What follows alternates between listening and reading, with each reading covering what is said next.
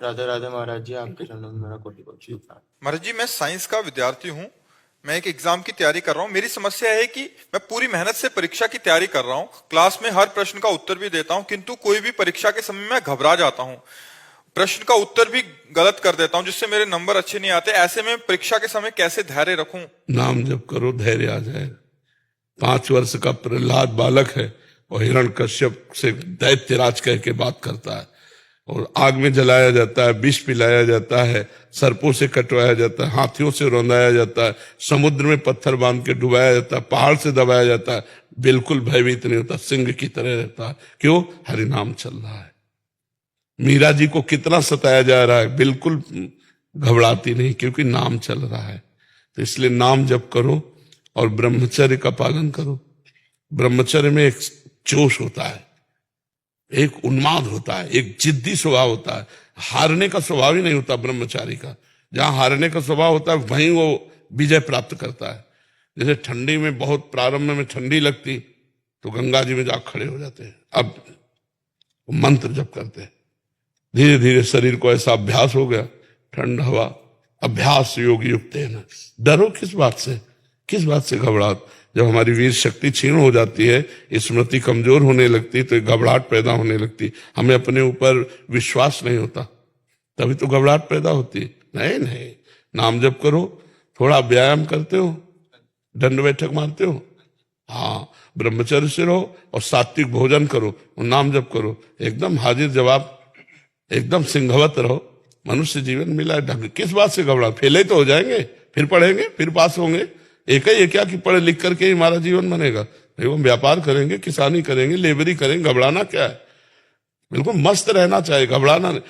बहुत याद करो, घबरा गए तो भूल गए। महाराज जी, बहुतों का प्रश्न है। हाँ काफी जो बच्चे होते हैं पढ़ते हैं, वो मेन इंटरव्यू में या मेन परीक्षा में। हाँ, घबराने की क्या जरूरत है? पढ़े, जो हमने पढ़ा लिखा है, अगर हम घबरा जाएंगे तो पढ़ा लिखा जो भी है वो भी भूल जाएंगे।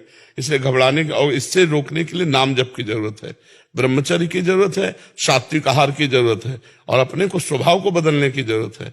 लूज स्वभाव नहीं रखना है, एकदम कट्टरता से उत्तर देना। जितना आता है उतना उत्तर दिया, फेल हो गए, कोई बात नहीं, आगे फिर पढ़ेंगे। महाराज जी, उसमें 2 कारण बच्चे बताते हैं। वो कहते हैं कि एक तो 1 साल पूरी परीक्षा के लिए तैयारी की, दूसरा माता पिता का 1 साल पैसे लगे और फिर फेल हो गए, और समाज का और माता पिता। कुछ नहीं सोचना चाहिए, कुछ नहीं सोचना चाहिए। समाज क्या समझे? प्रेशर तो दिमाग में हमारे पड़ रहा है, समाज से क्या? पहले फ्री हो जाओ, एकदम मस्त। फेल होंगे या पास, मुझे कोई चिंता नहीं। पहले ऐसे फ्री हो और फिर जाकर के करो तो पास हो जाओगे। पहले कहीं फेल ना हो जाऊं, फेल ना हो, फेल कैसे हो जाएंगे?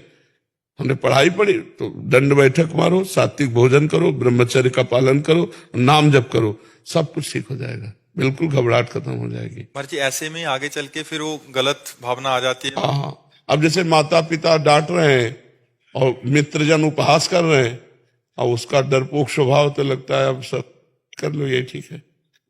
बच्चे इसी में पहुंच जाते हैं फिर कि अब यार कैसे दोस्तों के बीच में मुंह दिखाएं, वो कह रहे हैं कि लो हम पास हो गए, तुम फेल हो गए।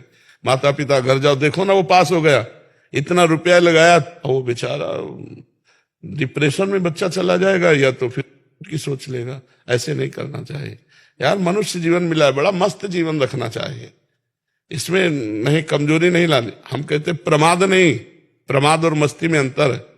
प्रमाद नहीं, अपनी पढ़ाई में पूरा मन लगा करके पढ़ो, और उत्तर देने को हो तो सिंहवत उत्तर देना चाहिए। सिंहवत तभी दे सकते हो जब ब्रह्मचर्य हो और तुम्हें विश्वास है कि मुझे ये चैप्टर बिल्कुल रमा हुआ है। कभी कभी दीवार से उत्तर देना चाहिए, अपने आप से प्रश्न करे कि मानो ये प्रश्न होगा तो उसका उत्तर खुद देना चाहिए। दीवार को मान ले टीचर और उसका उत्तर दे, अभ्यास पृष्ठ कर रखे ना।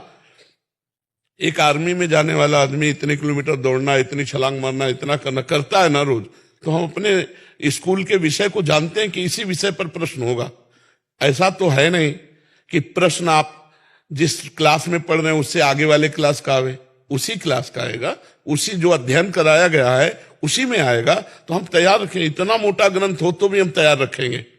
हम अपने दिमाग को दबाते चले जा रहे हैं, उसको गंदा करते चले जा रहे हैं। अगर हम अपने दिमाग का प्रयोग करें तो एक बार पढ़ लें पूरा। हमें एक बार कोई बात सही ढंग से बता दो और हम उसको बिल्कुल ऐसे सुन लें, ऐसे फिर आप 50 वर्ष बाद पूछ लेना, वो बिल्कुल रिकॉर्ड मिलेगी। बहुत बड़ा पावर है।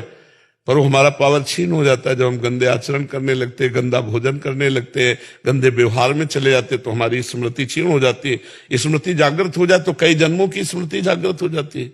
आप डरो मत, बलवान बनो, ठीक है।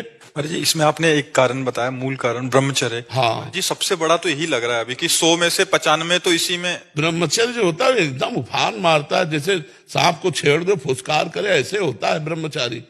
जरा सा उनके अपमान की वृत्ति कर दी ना परशुराम जी के पिता, काट के फेंक दिया। 21 बार क्षत्रियों को विश्व के क्षत्रियों को, उनका ब्रह्मचर्य ही तो था।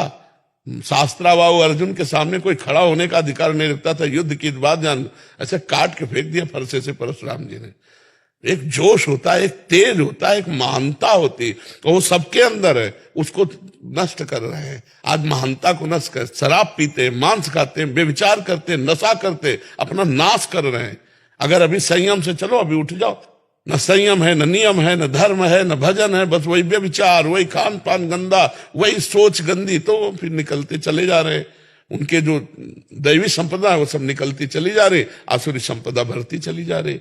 एक छोटा बालक है, जाकर के बालकों ने बताया तुम्हारे पिता के गले में परीक्षित महाराज चक्रवर्ती सम्राट राजा परीक्षित ने मरा हुआ सर्प डाल दिया। तो उनका ऐसा, उसे चक्रवर्ती सम्राट होने का गर्व है। वो समझता है ऋषियों में अब ताकत नहीं रही। जल उठाया और कहा मैं श्राप देता हूं, आज के 7वें दिन तक्षक नाग आएगा और उस परीक्षित को काटेगा और वो मर जाएगा। बालक थे श्रृंगी ऋषि, कोई ऋषि नहीं काट सका उनके वाक्य को। वो आखिरकार 7वें दिन सांप आया और काटा और महाराज का शरीर छूटा। भले सुखदेव जी ने श्रीमद् भागवत सुनाई उनके कल्याण के लिए, लेकिन सांप आया और काटा और उनका शरीर पूरा हुआ। छोटे छोटे बालकों में इतना तेज था। आज क्या हो रहा है? आज हमारे बच्चे बॉयफ्रेंड, गर्लफ्रेंड, दलित दुराएं, नशा, इनमें सब फंसा। इस समय ब्रह्मचर्य का समय, पढ़ाई का समय कि गर्लफ्रेंड बॉयफ्रेंड का समय? समय आएगा, गृहस्थी में जाओगे, ब्याह होगा, को अपने उस विषय को भोगो। ये अभी विषय भोगने का टाइम है, नई अवस्था है, अपने लक्ष्य की प्राप्ति का समय। तो सब नष्ट भ्रष्ट हो रहे। माता पिता कुछ कहें, लड़के उनको धमकी दे रहे हैं, ज्यादा कहें तो लड़के उनको मारे दे रहे हैं। माँ को, पिता को लड़के मारे दे रहे हैं।